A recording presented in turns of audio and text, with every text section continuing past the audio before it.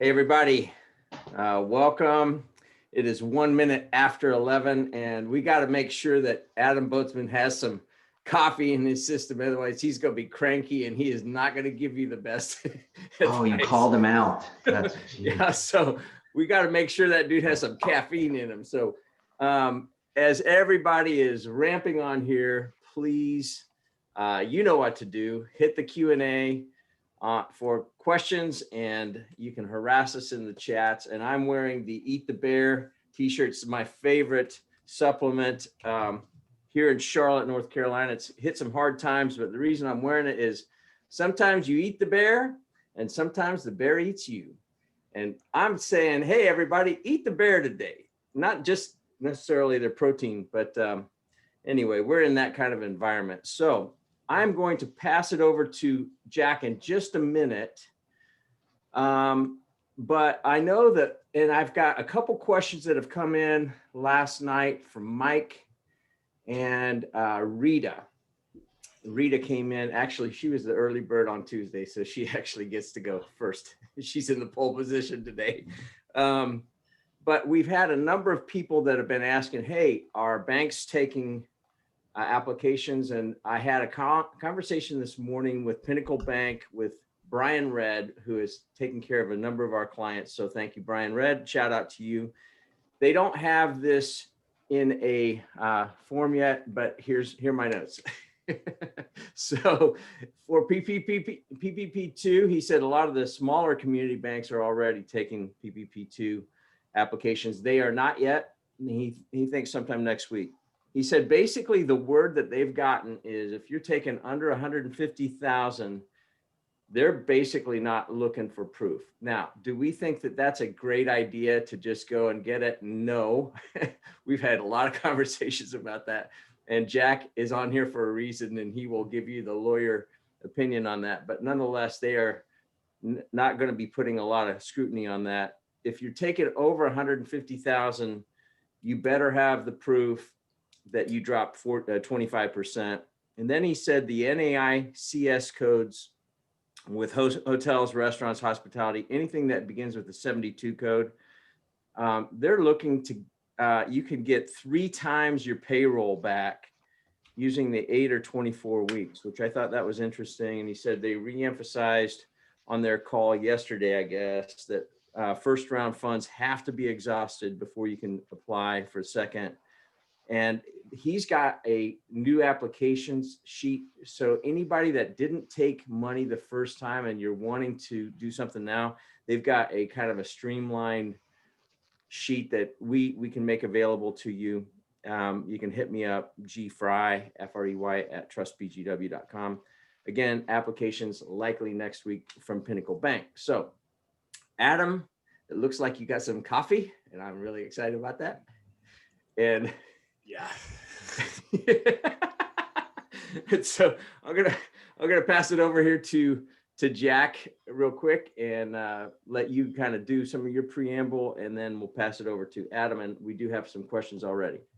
Okay, excellent. Well, welcome to another session. It's fun and exciting to be able to talk about something new rather than saying, well, we don't know. There's still going to be a lot of clarification that comes through the next several weeks, but at least we have we're a little further along on where things need to be. And Gary, if you can share control momentarily, but basically, yeah, and I know there's been some frustration as to what about my bank? When are they gonna send me stuff? When are they gonna do certain things? But what happened is that because the big boys, the big banks basically dominated the lending facilities that were out there, they've kind of reversed that and gave smaller financial institutions, so community banks, essentially a head start in being able to participate in lending programs and essentially make some money off of borrowers, but to get in there. So the portal opened on Monday for these community institutions and I believe it was just for first-time applicants, yesterday for second-time applicants, and then on Friday, there are the banks that have, I think, less than $1 billion in assets get to sub in and play in the game. And then I think on Tuesday, it would have been Monday, but Monday's a holiday. So Tuesday is when everybody's in as far as the lending institutions go. So, we can talk about in further detail who got to play first in the sandbox, but essentially that's what's going on. And what I wanted to show you is, and let's see if I can get to this screen. Okay. So if you guys can see this, this is the largest SBA lenders in North Carolina. And this was published by the Charlotte Business Journal, but it's who you thought it would be for the most part. Pinnacle's in there and others. And so I just wanted to show you the amount of dollars, at the top, 127 million, 86 loans approved, 82, 48, and it goes from there.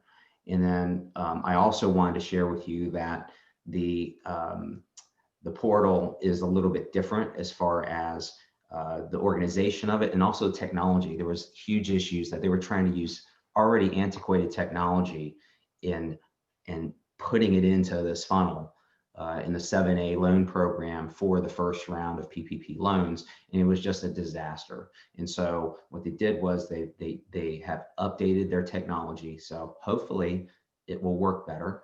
But they've also organized a little better as far as first draws, second draws, forgiveness issues, lender information, and data, so that you can go and find those things hopefully a little more readily and easily.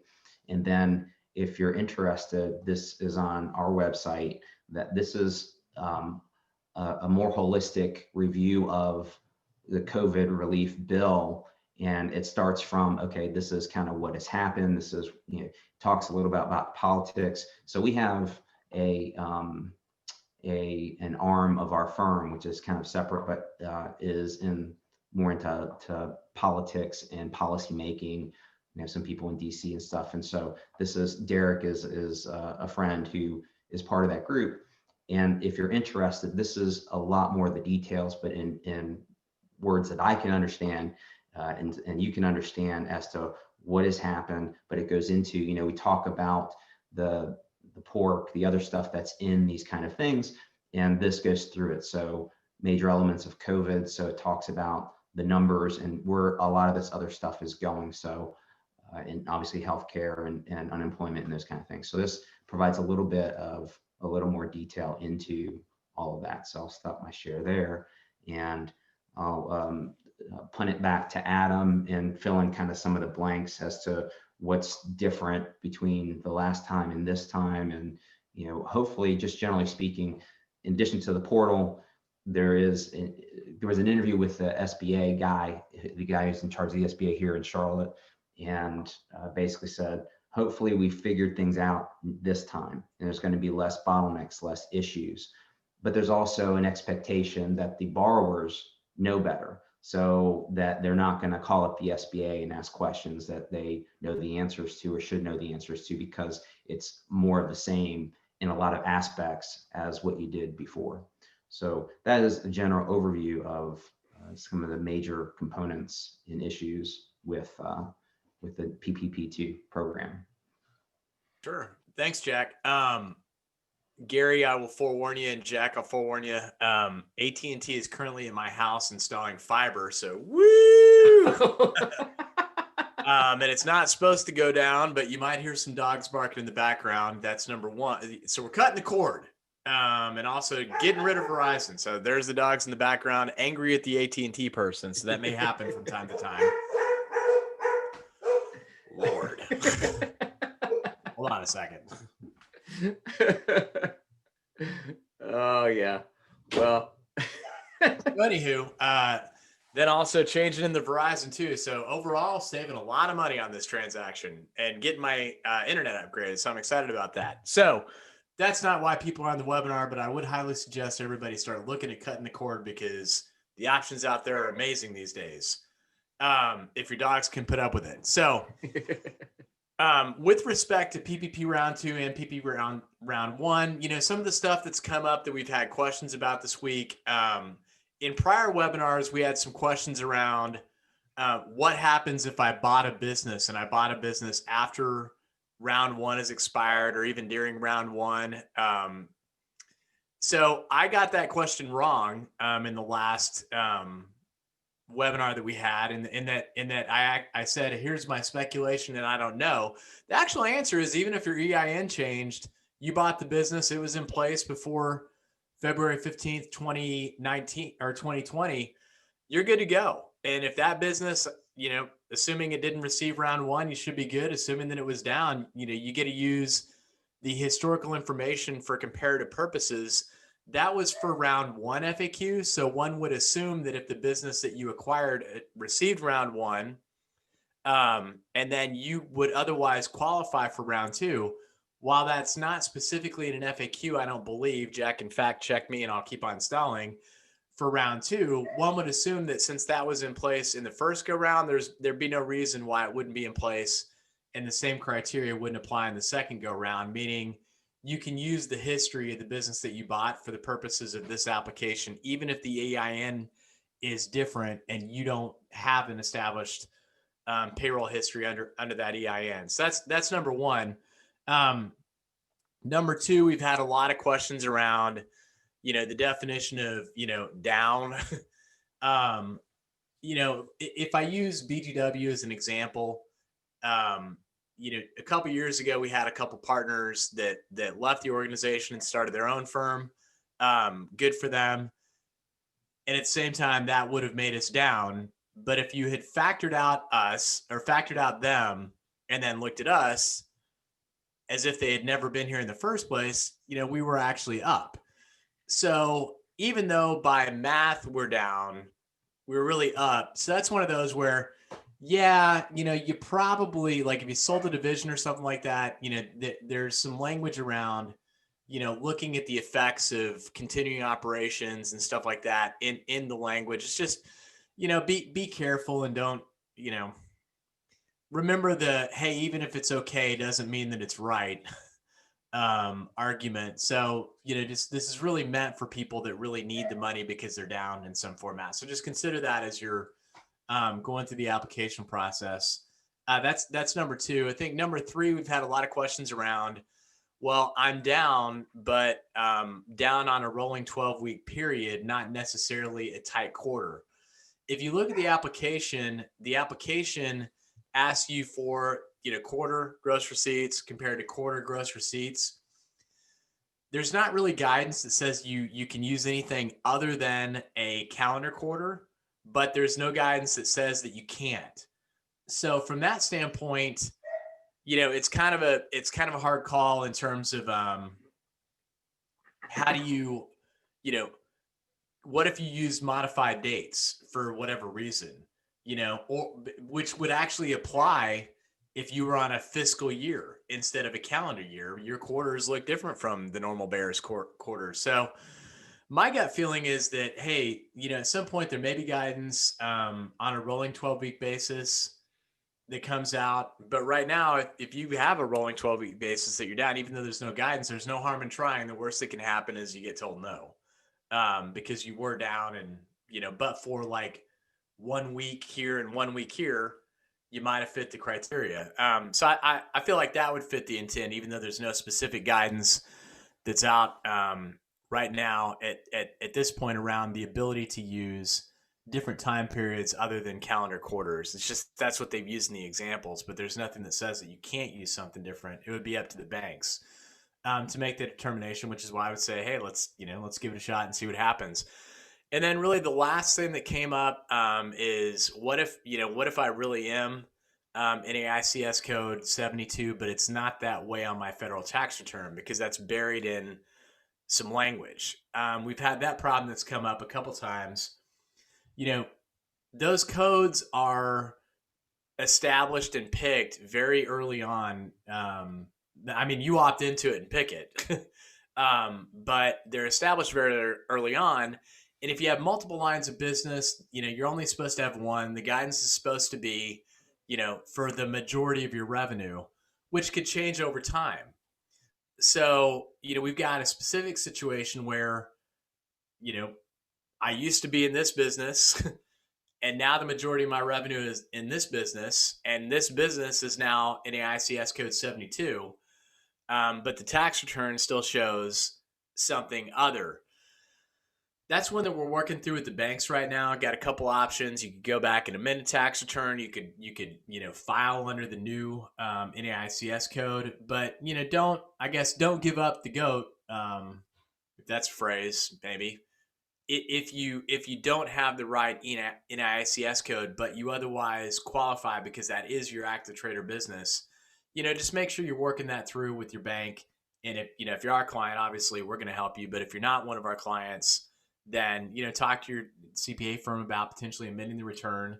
And again, we're going with the do what's right. I mean, if you're a manufacturer and you're like, hey, what if I just change the code to something different? Well, that doesn't count. This is a case where you used to be one thing, but now you're more, restaurant, lodging, accommodations, like the thing that this was targeted to. All right. Well, we've got actually more than a few questions that are mounting up here. So I'm going to go ahead and start with Rita. As I promised to you, Rita, on Tuesday, she was the early bird. She gets the worm. So here is, and it's a bit of a lengthy one, so stay tuned. Pay attention. You got caffeine in you, Adam, so no excuses. My head is spinning a bit with trying to be sure that we capture every possible tax credit and assistance from this new COVID relief bill and the seemingly retroactive CARES Act. My latest endeavor is trying to figure out if we could claim the ERTC for 2020 quarters. We received the PPP loan and the forgiveness, so our attention was completely off the ERTC because it wasn't allowed if you had gotten PPP loan, but now it is allowed going back to 2020. My question is how? We are with a payroll company. They file our 941, and of course the third quarter is long gone and the fourth quarter is also already been filed. Do we amend 941s for both quarters? It's significant money, so I certainly don't want to not go after it. I'm just a little fuzzy about how I do go after it. Yeah. So sorry, was that the end of the question? No, she just thought that would be a great question for other people too, struggling with it. Yeah. So I mean, kind of the two overlooked things there, obviously with the employee retention credit, that was hey, now you can do it when the guidance was before that you couldn't do it. So in that case, yes, I mean, the correct answer is you got them in 941s, flag the employees, notify the payroll company. And just a refresher on that credit, if you're below 100 employees, you got to demonstrate that you're down and that you're not back up. Subject to the criteria, I think it's 50% down, and as soon as you're back to 80% back up, then the credit's turned off. But assuming that you meet that criteria, then let's say that you had $100,000 in payroll, you got $100,000 in PPP money, you used it, you already got forgiven. That was an 8-week period, and now you're talking about week 9. That's what we're talking about. So you're outside of your cover period. You're now in week 9, or you spent more than you actually got forgiven over a longer cover period. The rest of that will qualify for the employee retention credit. If you're below 100 employees, the people could still be working and you still get the credit. If you're above 100 employees, technically they're not supposed to be working to get the credit. So the correct procedure would be to have the payroll company amend the payroll tax returns. That will establish payroll tax credits for you going forward for the next round of remittance that you have to do for payroll taxes. That's how you'll end up getting the money, is you'll just give the payroll company less money to then give to the government. There is a process, if it's a big number, that you can get it refunded directly to you, that the payroll company can help you with. But the most common application is just to get refunded through the payroll tax returns. The other one not to lose sight of is the Family Medical Leave Act and the credits associated with that, because you could use those with PPP funds too, as long as it wasn't the same dollar, very similar to the employee retention tax credit. Man, that caffeine took hold fast. Is awesome. Good job. So Mike sent this note last night to me, and I think Jack did a very good job of answering it, but just in case anybody wasn't on the front end of this thing, the question has to do about when banks are going to be taking these applications for the second round of PPP. And Mike's bank has been telling them they're still waiting for guidance from the SBA before they can take the applications. And Mike's question was, any thoughts on when this guidance will come out and when the banks in Charlotte will start taking applications and submitting to the SBA? So Jack had mentioned some of the small banks already started opening up their portals early this week, and it's kind of a reverse of the way that they did the first round. The big banks kind of jumped the gun a little bit, or they got to the starting line first, and they're reversing that now.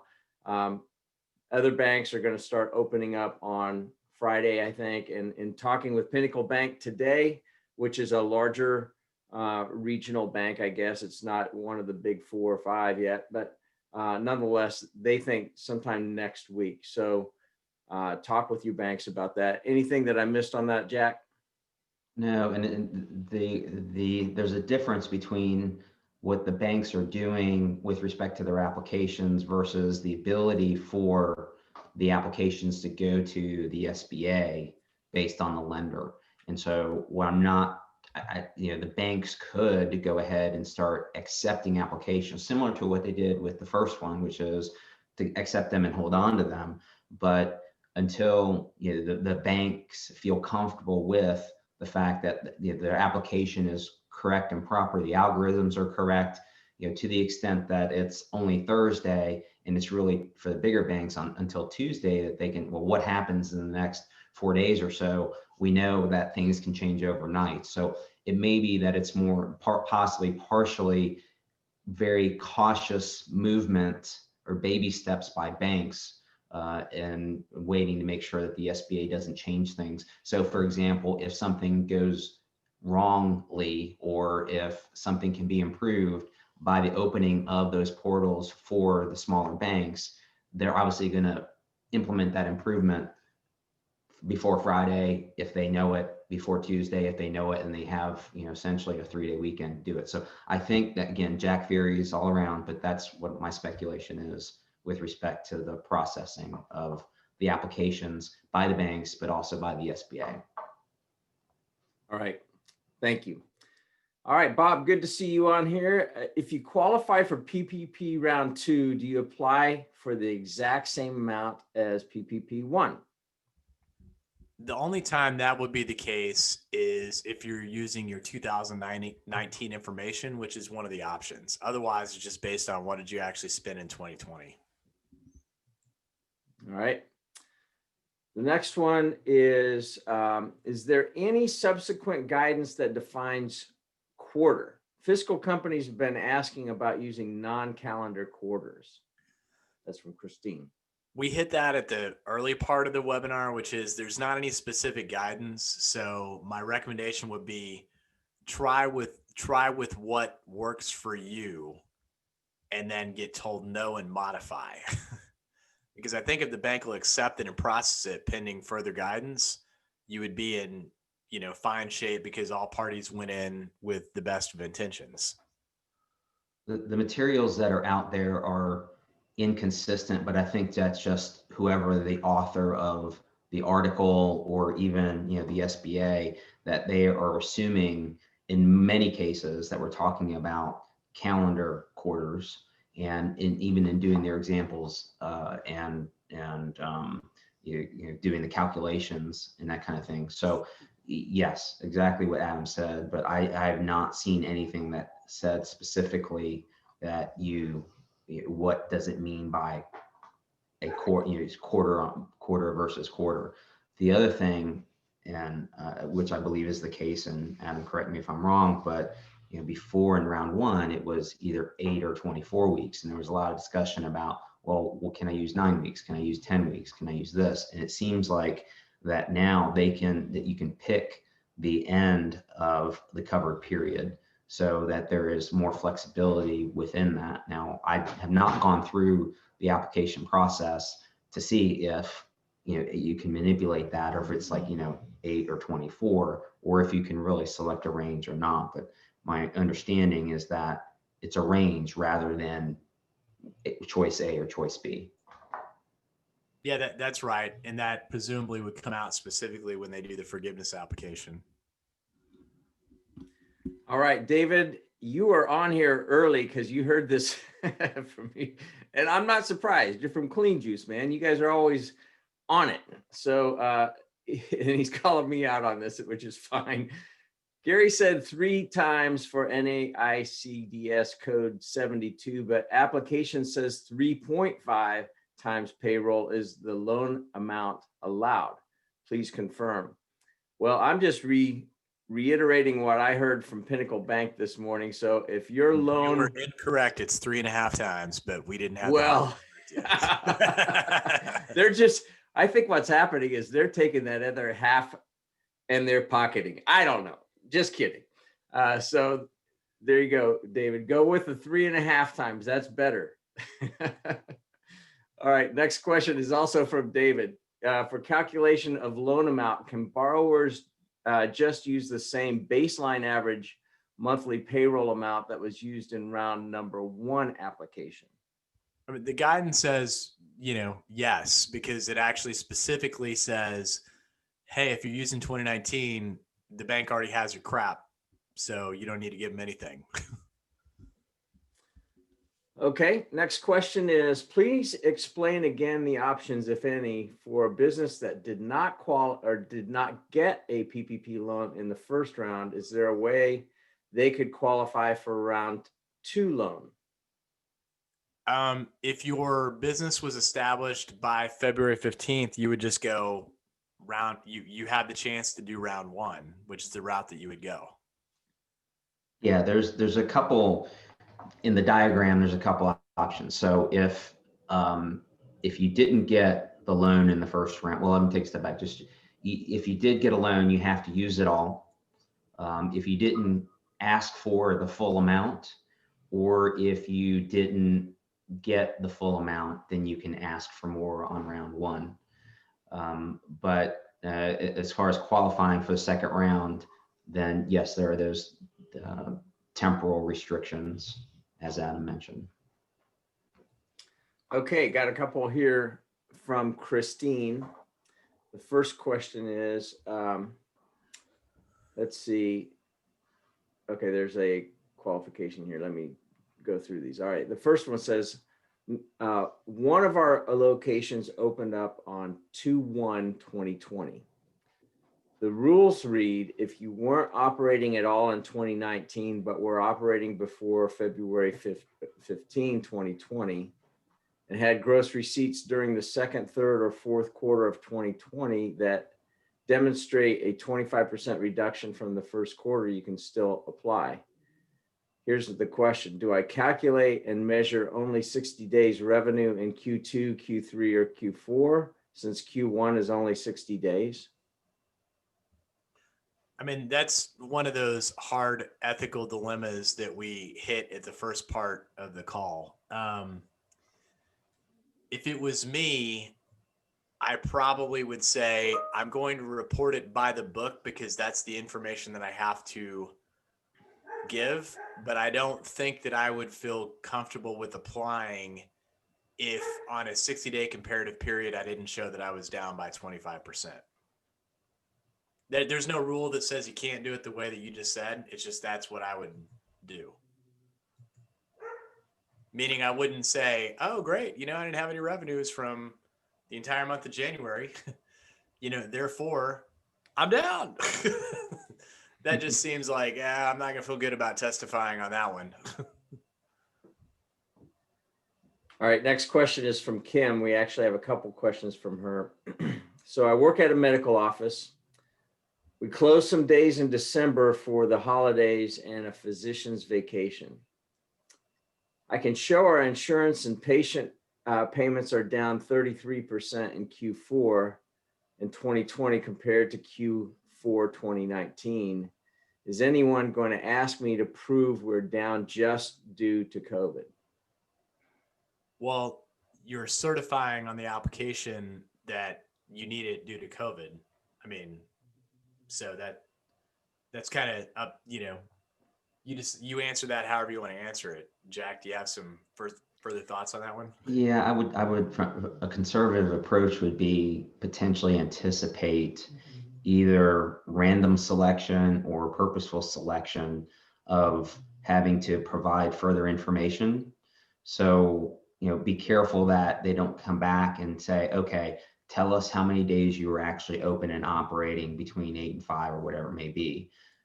Don't know if that'll happen because they're businesses that are seasonal. They're businesses, they have to account for the holidays that you're not going to be open. So yeah, it's really more of, as Adam said, you're making a certification.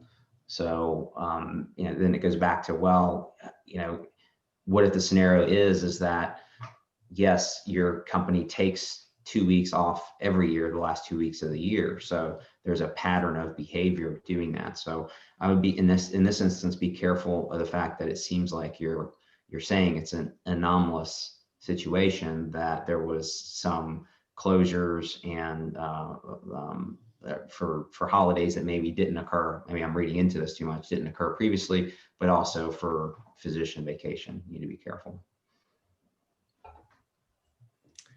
All right. Are there any requirements for FTE count for PPP 2? Does it have to be the same number that we had in PPP 1?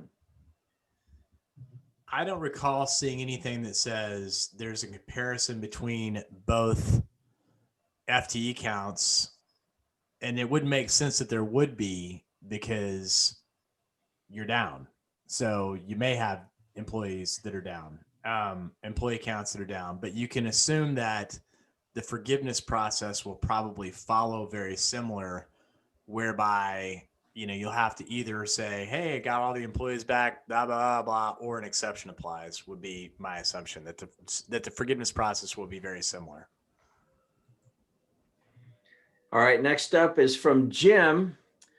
Just want to be sure I've not missed it. Is the simplified forgiveness of application for round 1 loans below 150K available now? I should know that, but I don't. I don't think it is. Jack, do you know?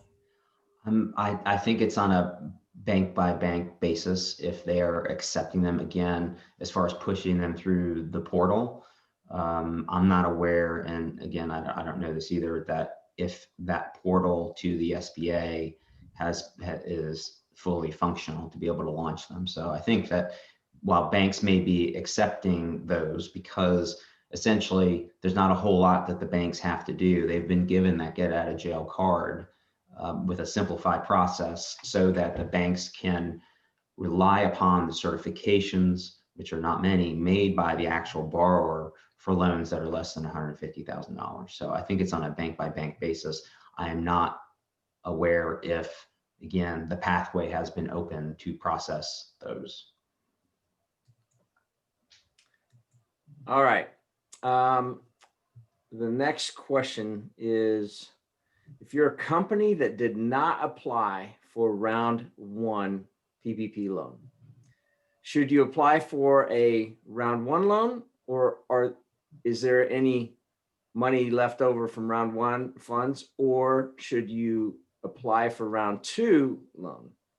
If you qualify under the round 1 criteria, by default, you're doing round 1, because you can only get a round 2 if you got round 1. That is the right answer. So yes, if you didn't receive, I want a Red Ryder BB gun with that. Yeah, there's no round 2. I mean, when they say, round 2, they literally mean that this is your round 2. So if you haven't had, first round, then you are into the first round, which doesn't disqualify you from round 2, so long as you use all of the round 1 money that you received. All right. That must be bulletproof coffee, man. That's really good. I was under the impression that 100 FTE threshold for paying employees not to work in order to claim the ERTC was removed retroactively in the latest legislation. Is this true? Is it removed for those claiming the credit in 2021 neither?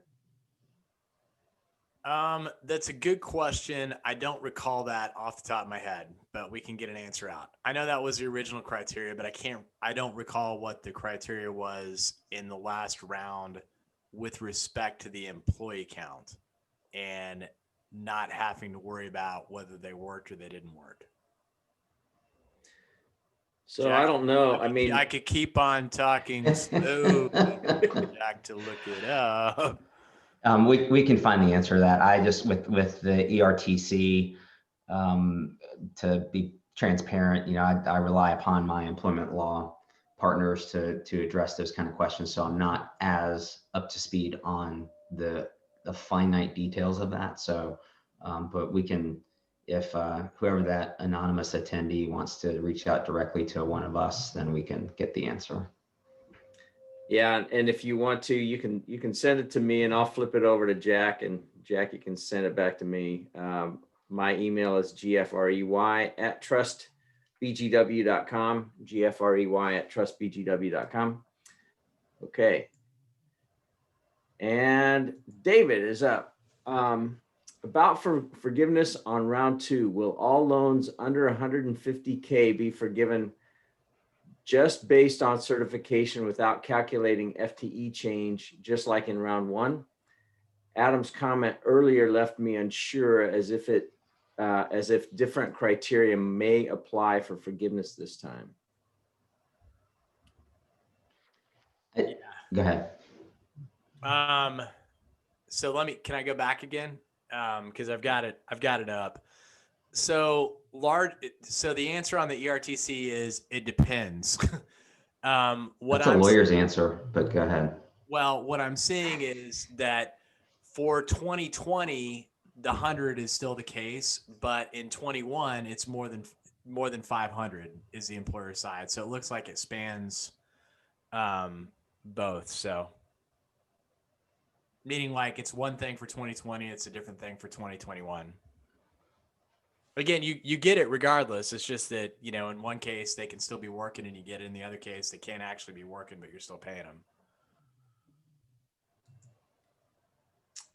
All right. Robert is on. Hey, Robert, good to see you up here. Is the NCDOR still planning on taxing the PPP funds, or has Adam worked his magic and got them to change their plans? Now, I know we all sent letters thanks to that draft. Have you heard anything? Well, I saw the attendees he's not on, and if anybody knows him, they know who my senator and representative is. I did send the email. I didn't hear anything back other than, hey, but on the positive side, we're actually a pretty low tax jurisdiction. We went from here to here. So it's like, please. That helps me not at all today. So I have not heard of any new movement on that front. And as everybody else is I'm really optimistic that they're going to freaking do something about that soon. When I said it's not on the positive note, but just in terms of the North Carolina General Assembly, we were like last in line to say, hey, we're not going to mess with unemployment. We were last in line to say, hey, you can have an extension to pay your tax payments. So we just seem to be very slow in deciding to do the right thing in the General Assembly when it comes to global pandemics. Yeah, I haven't heard anything differently either. I was thinking that maybe after the election and the new state legislatures are installed, that maybe they would make some reasonable decisions.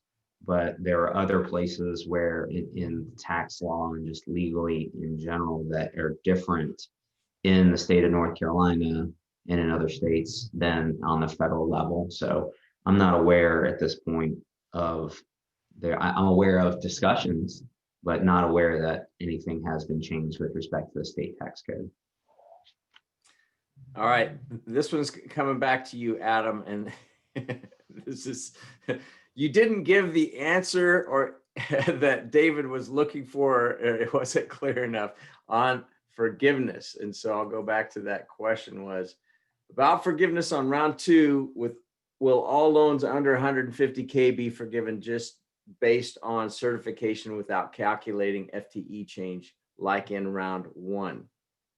And that's what we've seen. I mean, I'm assuming that there'll probably be some sort of like question that you answer, but you know, in terms of going through hoops to perform calculations and giving it to anybody, no, not that I would expect to see. Let me share some, and this is from a governmental-ish article. And here are the bullet points for the less than 150K loans in round two. Signs and submits to the lender of certification, which shall not be more than 1 page in length, and requires only that the recipient provide the following: description of the number of employees the borrower was able to retain because of the covered loan, the estimated amount of the covered loan amount spent by the borrower on payroll costs, the total loan value, and attest that the borrower has accurately provided certification and complied with PPP requirements and has maintained appropriate records. You're not required to submit those records at time of forgiveness, but that doesn't mean that you don't have to have them just in case. So basically, those are the requirements as far as what we know them to be now. Okay, this article also, I just noticed, let's see the date of it. It's a little bit dated, but at this point from a couple of days ago, when the banks will open up forgiveness process for those loans under 150 remains unclear. And this is in relation to the second set of PPP2. There's no obligation in the bill that sets this timeline and will likely be up to each bank. So looks like they are punting back to the banks as well as far as acceptance of the applications. Did that answer that? David, did we get you? You asked for it. That's why we have Jack on here too. All right, next question. You guys are good. Well, we're huge fans of clean juice too. So thank you, David. Any other questions out there? I know that we've got this raise hand issue. I got noticed earlier that there was an issue that showed that raised hand functioning was. One thing that we talked about last time, but just to reiterate, as far as the connectivity of EIDL loans, and that it originally was to reduce the PPP forgiven amount. And so they have reversed that in that borrowers who have their loans forgiveness reduced by the EIDL, that first $10,000, will receive, that the banks are going to get that money back, and therefore there would be an adjustment in your borrowing in your PPP loan. So don't know how that's going to be implemented with respect to if loans have started to be paid, if what the total amount of forgiveness, if that's going to be adjusted and things like that. So more to come, but I just wanted to mention that because we talked about that previously, but that also I had not seen specific guidance necessarily related to that just yet. Cool. Any other questions out there? We've had a pretty good crew on here today. Thank you for those who continue to dial in. Hopefully we are providing value. Just so you know, as we've done in the past, if you came on late and you missed something on the front end, we will post this up on the BGW CPA YouTube channel later on this afternoon. And we plan on being back here again next week, same time, same place. And when we get tired and done with talking about PPP, and hopefully we'll have something more to talk about, we will actually probably continue doing this same time and place to talk about and do real-time Q&As from business owners like yourselves that have questions about, there are going to be new tax law changes coming down the pike as well. And just other things that you're dealing with. This is actually a pretty good forum to get, let's just call what it is. You're getting some free consulting from some pretty powerful guys. So anyway, Joe, thank you very much for those kind words. We appreciate you. And he says, thanks, you guys are the best. And any other thoughts from Jack or Adam before we sign off? I would just say, go through, go to the SBA website and start just kind of thumbing through that. And that will give you, I think, some comfort in, there's a lot of questions like what ifs and stuff. And I think that the SBA has tried more deliberately to provide some guidance and anticipate what the questions are and what the questions have been to provide guidance with respect to PPP2. So that really should be your starting point at the beginning of the program, put up on the screen what that looks like. And so it even the technology is a little bit better supposedly. So that would be just a good starting point, and then branch out from there. There's a lot of information out there, bits and pieces of things. I have not found something that is necessarily inaccurate. I think that the stuff that's out there in the public domain is, whoever the author is just picking on a certain thing, but the information seems to be pretty consistent. But if you want the definitive answer, go to the official SBA webpage for the PPP loans. Well, AT&T has struck. Adam's frozen, so perfect. So hopefully next week, AT&T has fiber and it's not been cut, and that they don't hit a gas main like they did in our neighborhood and took out 6 houses. We were terrified about that. Needless to say, I am not switching over to AT&T anytime soon, just because I'm still mad about that. Anyway, I hope you guys do well today. Have a great rest of the day and great weekend coming up. And it is kind of funny I wish you guys could see this frozen picture of Adam, but it's a good picture. It's, it could have been one that he had his, his eyes closed or like his tongue out, or, kind of like midstream, but kind of, it's kind of like a campaign, picture. Very visionary. I like it. Deep in thought. I need to do a screenshot of this and have this for his profile pic on LinkedIn, because we haven't updated that for a while. So I think I'm actually going to do that. You guys have yourself a wonderful day, and we'll talk to you next week. Take care now. Thank you. Bye-bye. Bye.